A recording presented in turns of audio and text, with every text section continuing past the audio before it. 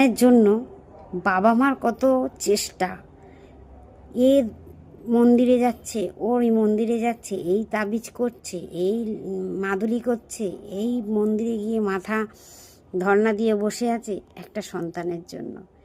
সেই সন্তান বড় হয়ে যদি মা বাবাকে কষ্ট দেয়, তখন কিন্তু বাবা মা সেটা সহ্য করতে পারে না।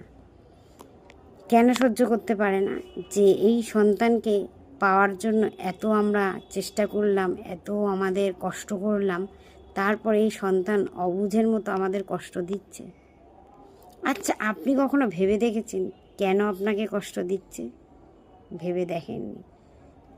একটাই আমরা ভাবি যে সে এখন বড় হয়ে গেছে, সে এখন নিজের পায়ে দাঁড়াতে শিখেছে, তাই তার আর আমাদের প্রয়োজন নেই, তাই আমাদেরকে কষ্ট দিচ্ছে। আপনি এটা কি কখনো ভেবে দেখেছেন কষ্ট দেওয়ার ও কে? এ তো আমাদের এখানেই লেখা আছে, উপরওয়ালা সিলেক্ট করে রেখেছে যে কে কতটা কষ্ট পাবে আর কার দ্বারা কষ্ট পাবে। তাই অযথাই আমরা সন্তানদেরকে দোষারোপ করি যে ওরা বড় হয়ে গেছে, ওদের আর আমাদের প্রয়োজন নেই, তাই ওরা আমাদের কষ্ট দিচ্ছে, আমাদেরকে আর দেখে না। তাই আমরা এই না দেখাটা কষ্টে পরিণত হয়ে যায়।